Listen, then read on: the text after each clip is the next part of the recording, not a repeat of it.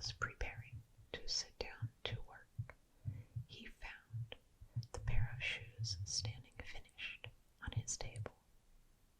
He was amazed and could not understand it in the least. He took the shoes in his hand to examine them more closely. They were so neatly sewn that not a stitch was out of place, and were as good as the work of a master hand. Soon after, a purchaser came in, and as he was much pleased with the shoes, he paid more than the ordinary price for them, so that the shoemaker was able to buy leather for 2 pairs of shoes. He cut them out in the evening, and the next day, with fresh courage, was about to go to work. But he had no need to, for when he got up, the shoes were finished, and the buyers were not lacking. They gave him so much money, he was able to buy leather for 4 pairs of shoes. Early the next morning, he found the 4 pairs were finished, and so it went. What he cut out at evening was finished in the morning, so that he was soon again in comfortable circumstances and became a well-to-do man.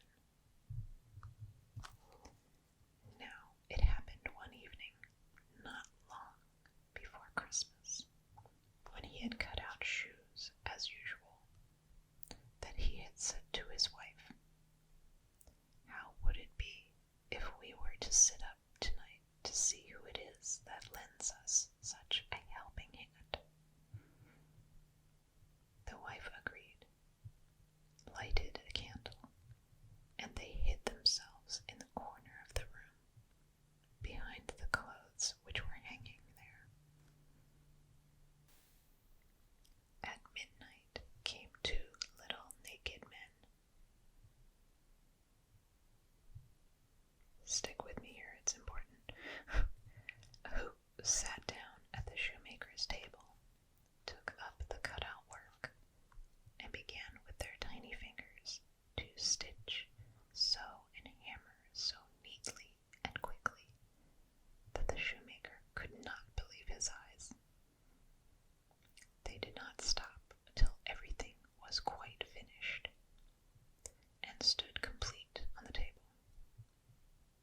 Then they ran swiftly away. The next day the wife said, "These little men have made us rich, and we ought to show some gratitude. They run about with nothing on, and must freeze in the cold.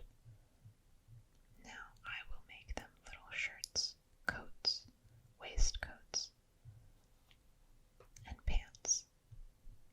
I will even knit them stout socks, and you shall make them each a pair of shoes."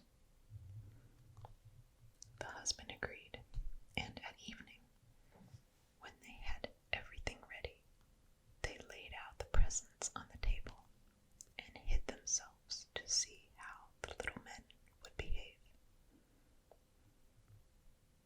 At midnight they came skipping in, and were about to set to work. But instead of the leather ready cut out, they found the charming little clothing. At first they were surprised, then excessively delighted. With the greatest speed they put on and smoothed down the pretty clothes, singing, "Now we are dressed so fine and neat, why cobble more for others' feet?"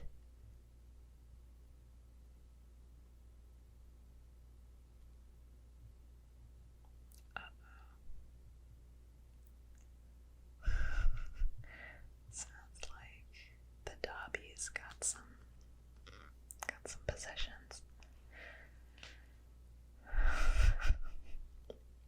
Then they hopped and danced about, and leaped over chairs and tables and out of the door.